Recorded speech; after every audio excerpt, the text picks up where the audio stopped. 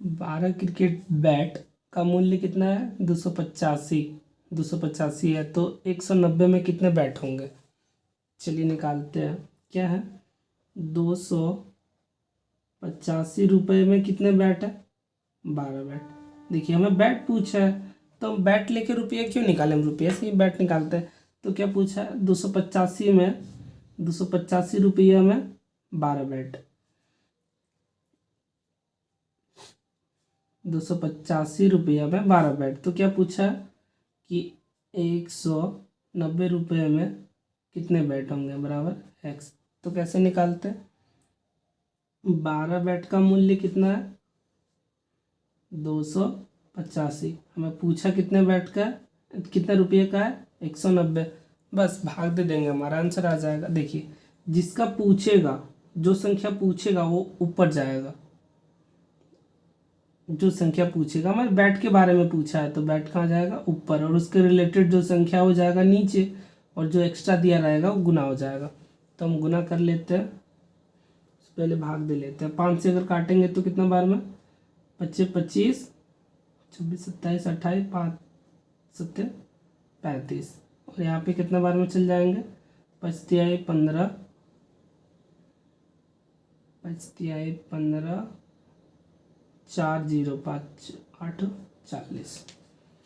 अब यहाँ भी कट जाएंगे। कैसे कट जाएंगे? 19 से हम काट लेते हैं। कितने से काट लेते हैं? 19 9 38, 19 तिहाई 57।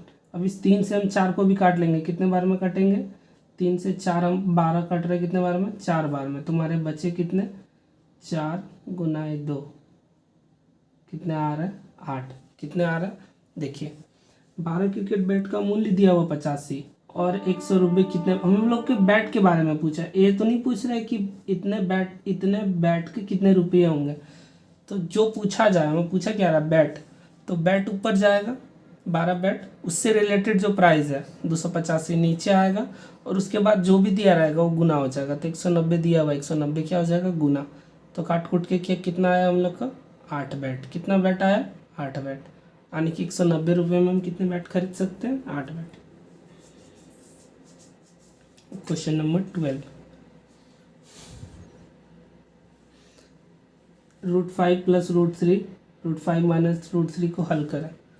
आप लोगों को एक फॉर्मूला पता होगा, इसका एक एक्चुअली फॉर्मूला होता है और एक आप गुना करके भी लिख सकते हैं। हमें फॉर्मूला पता है तो हम आपको फॉर्मूला बता देते हैं। a + b × a - b का फॉर्मूला होता है a² - का b²। ये क्या होता है? अलजेब्रिक फॉर्मूला है।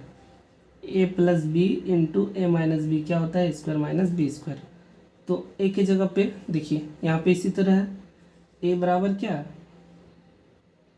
√5 और b बराबर क्या है? √3। तो हम इसी तरह ले लेते हैं। ये हमारा फॉर्मूला देखिए, a + b a - b। तो फॉर्मूला में बिठा देते हैं। √5 का स्क्वायर कर देंगे, माइनस का कर देंगे √3 का स्क्वायर। क्या हो जाएगा? किसी भी रूट का अगर हम स्क्वायर करते हैं तो वही संख्या रह जाता है। जैसे √5 का स्क्वायर करेंगे तो वही संख्या रह जाएगा। क्या रह जाएगा? 5। माइनस यहाँ पे √3 का स्क्वायर करेंगे तो वही संख्या रह जाएंगे। कौन सी संख्या रह जाएंगे? 3।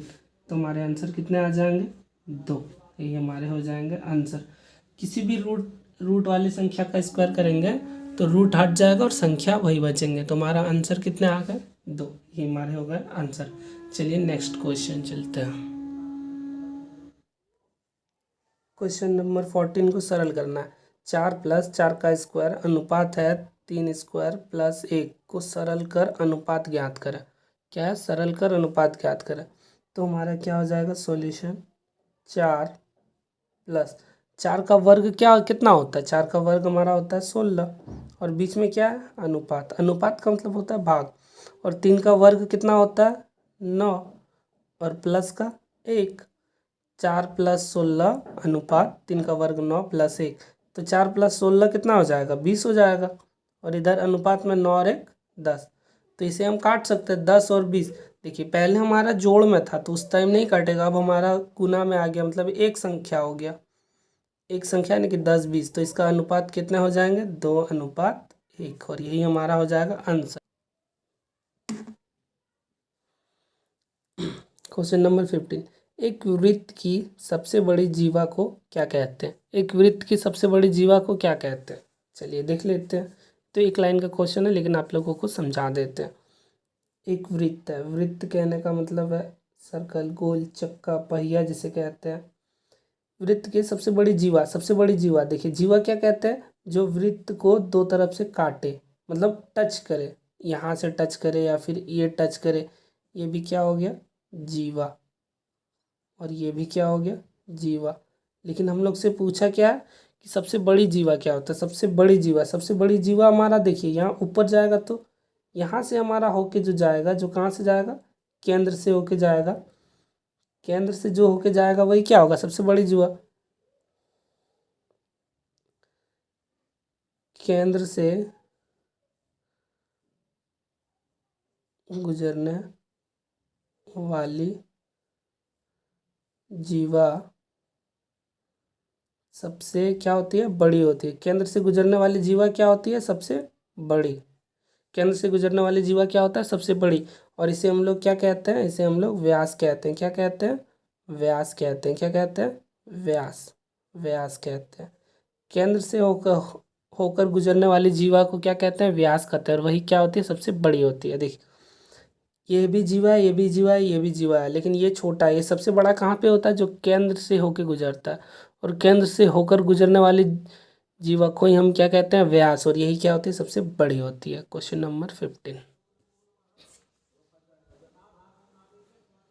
क्वेश्चन में क्या बोला गया?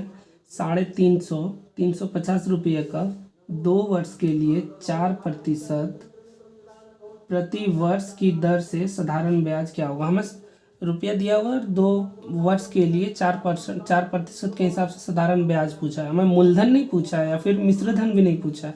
हमसे क्या पूछा गया? सिर्फ ब्याज पूछा गया। तो ब्याज का फॉर्मूला क्या होता है? ब्याज बराबर होता है मूलधन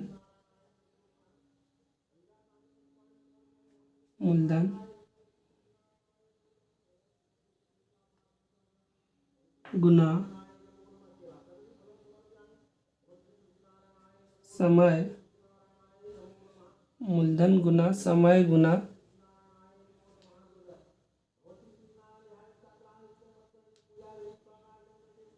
दर बटे का 100। ब्याज का फॉर्मूला क्या होता है? मूलधन गुना समय गुना दर बटे 100। तो ब्याज हमें निकालना है। क्या निकालना है? ब्याज। ब्याज ही पूछा है, वो भी साधारण ब्याज का होता है। क्या होता है? साधारण ब्याज का। तो ब्याज मूलधन कितना है हमारा? 350। समय कितने हैं? 2 वर्ष। दर कितने हैं? 4। और नीचे हमारे कितने हो जाएंगे? 100।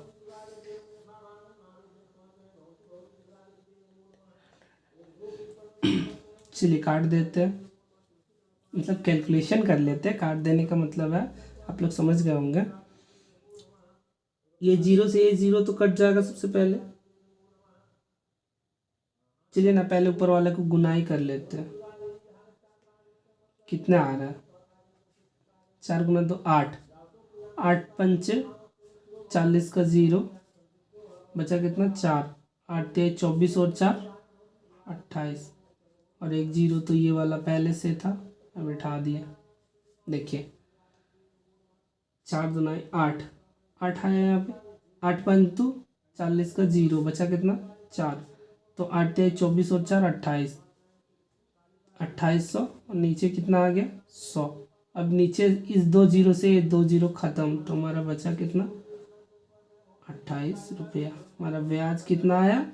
28 रुपया। कितना आया? 28 रुपया। अब आप ऐसे भी काट सकते थे, इस 0 को इस 0 से काट देते। 2 से 10 5 बार में 5 7 7 चौके 28। आंसर वैसे भी 28 ही आता। तो हम नेक्स्ट क्वेश्चन देखते हैं। नेक्स्ट क्वेश्चन हमारा कहता है,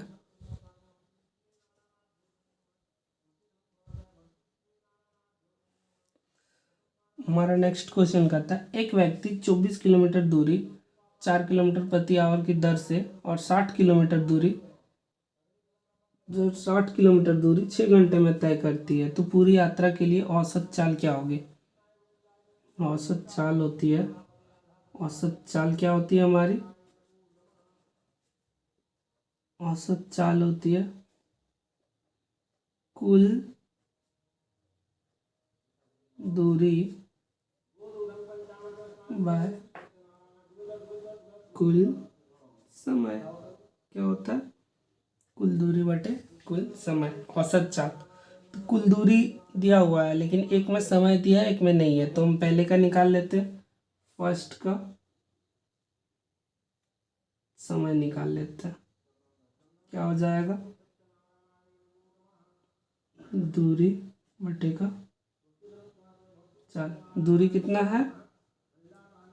24 किलोमीटर, और चाल कितना है? 4 किलोमीटर प्रति घंटे।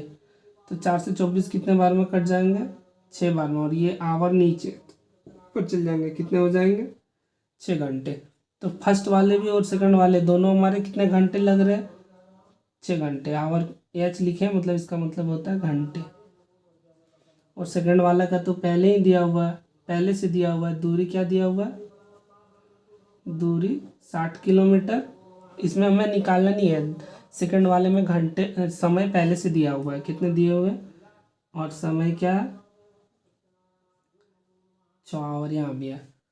तो अभी हम लोगों ने फॉर्मूला देखा, औसत चाल का क्या होता है? कुल दूरी बटे कुल समय। कुल दूरी हमारा क्या हो जाएगा? पहले वाले दूरी कितने थे? 24, और दूसरे वाले का दूरी कितने है? 60, और कुल समय पहले 6 थे और अभी भी क्या है? 6। तो हम सबको जोड़ के इसका सॉल्यूशन कर लेते हैं। तो कितने हो जाएंगे? 4 6 2 8, और नीचे कितने हो जाएंगे? 6 6 12। तो 12 से 84 कितने बार में कट जाएंगे? 7। हमें क्या पूछे? तो औसत चाल, यानी कि क्या हो जाएंगे? 7 kilometre per hour. Kilometre per hour आपको ध्यान में रखना है, क्योंकि ये हमारा पूरा दूरी है तो किलोमीटर हो जाएगा, ये समय है तो क्या हो जाएगा? आवर। तो किलोमीटर ऊपर नीचे आवर, तो क्या हो जाएंगे? 7 किलोमीटर पर आवर। चलिए नेक्स्ट क्वेश्चन में चलते हैं। हम क्वेश्चन नंबर कितने में आ गए? 18 में। क्वेश्चन नंबर 18 में क्या है क्वेश्चन? 2 पर पावर 5 गुना 7 पे पावर, पावर को हम घात कहते हैं हिंदी में। 2 पे पावर 2 का घात 5 है और 2 पे घात 7 है, का मान क्या होगा? तो जब भी किसी भी संख्या का आधार अगर समान रहे और गुना में रहे तो घात क्या होता है? जुट जाता है। और एक बार सुनिएगा, अगर आप लोगों को एक बार में समझ नहीं आए तो दोबारा वीडियो देख लीजिएगा। 2 पे पावर 5 गुना 2 पे पावर 7, एक इसका फॉर्मूला भी होता है, a to the power m into a to the power n का फॉर्मूला होता है ए पे पावर m प्लस n। फॉर्मूला आपको याद रखना है तो रखिएगा, नहीं तो ऐसे भी है कि अगर आधार समान रहे और गुना में रहे तो घात क्या होता है? जुट जाता है। तो क्या हो जाएंगे? 2 पे पावर 5 गुना 2 पे पावर 7 को हम क्या लिख सकते हैं? 2 पे पावर 5 प्लस 7, 5 प्लस 7 तो कितने हो जाएंगे? 2 पे पावर 7 5 12। ये हमारा हो गया आंसर। जब भी आधार समान हो और गुना में रहे तो घात क्या होता है? जुड़ जाता है। तो 7 5 क्या हो गया? 12, 7 5 12। अब 19 नंबर क्वेश्चन, इसमें तो कुछ करना नहीं है। यदि x बराबर 3 है तो 8x 9x 3x को एक साथ जोड़ने पर क्या मान होगा? क्या हो जाएगा? x बराबर 3 है, x बराबर 3, तो तब 8x बराबर 8 गुना 3, 9x बराबर 9 गुना 3, 3x बराबर 3 गुना 3। तो 8 तिहाई 24, 9 तिहाई 27 और 3 तिहाई 9। सभी का जोड़ दें, क्योंकि यहाँ पे पूछा है कि 8x 9x 3x को एक साथ जोड़ने पर क्या मान होगा, और x बराबर 3 दिया हुआ है। तो जब भी अचर व मान इसे कहते हैं, चर मान और अचर मान, जब भी इस तरह का मान रहे, दो अलग अलग वेरिएबल रहे, दो अलग अलग मान रहे, तो आपस में गुना ही होता है। जैसे एग्जांपल में साइड में बता देते हैं, जैसे कि अगर हम कोई संख्या भी लिखें 2 गुना, मतलब इस तरह से 2√3, तो हमेशा इसका मतलब ये समझो कि 2 गुना है √3 के साथ। क्या है? √3 के साथ गुना है, क्योंकि दोनों अलग अलग मान है, एक परिमेय संख्या एक अपरिमेय संख्या। इसी तरह यहाँ पे दोनों अलग अलग वेरिएबल है, तो ये क्या हो जाएंगे? आपस में गुना।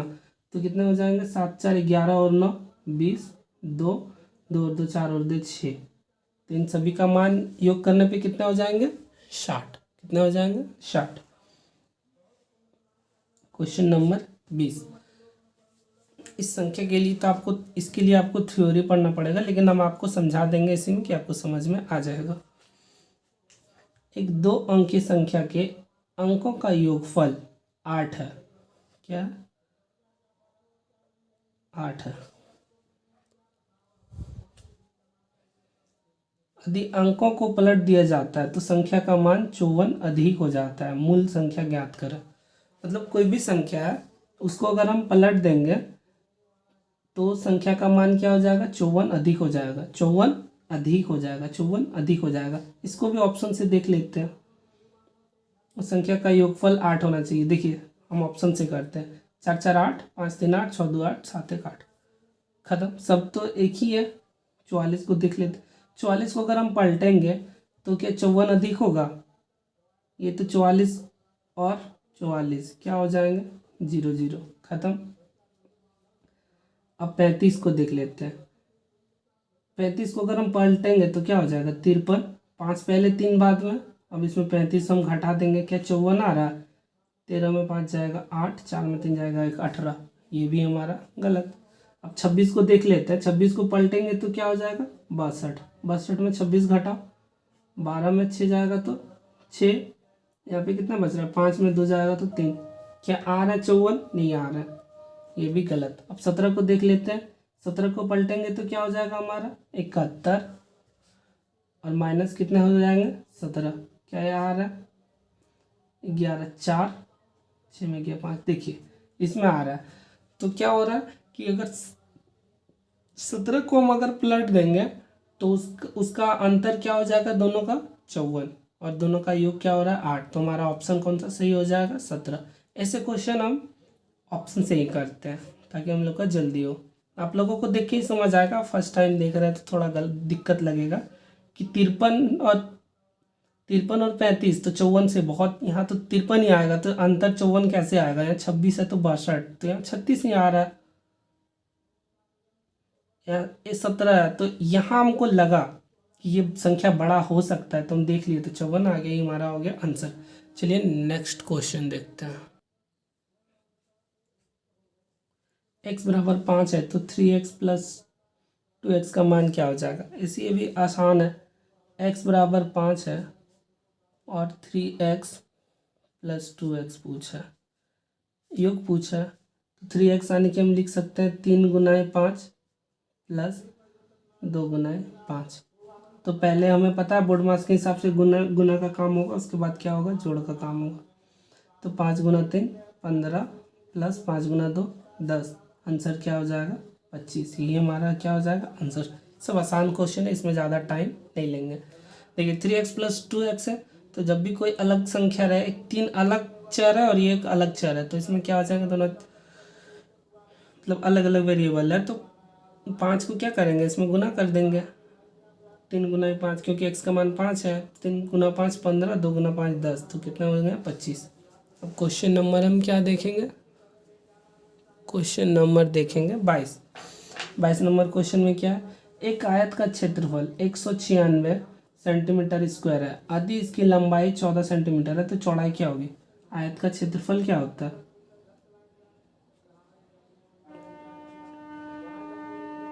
आयत का क्षेत्रफल बताओ। लंबाई गुना चौड़ाई। शॉर्ट में लिख दिया है। आयत का क्षेत्रफल होता है लंबाई गुना चौड़ाई। हमें चौड़ाई पूछा है, क्षेत्रफल दिया हुआ है, कितना दिया हुआ? 196। लंबाई कितना हो जाएगा? 14, और चौड़ाई पूछा है। चौड़ाई निकाल लेते हैं, x मान लेते हैं, फिर कुछ भी लिखो, x ही लिख लेते हैं। चौड़ाई बराबर x हमें निकालना, यानी कि चौड़ाई को हम क्या लिख दिए? x। तो x बराबर क्या हो जाएगा? x तो ये 196 उधर था, 14 इधर भाग में चल जाएगा, तो आंसर कितना आ जाएगा हमारा? 14। आयत का क्षेत्रफल है 196, यदि इसकी लंबाई 14, मतलब आयत का क्षेत्रफल फॉर्मूला ही होता है लंबाई गुना चौड़ाई। लंबाई 14 दिया हुआ है, चौड़ाई निकालना है, क्षेत्रफल इतना है, तो 196/14 कितना आ गया 14।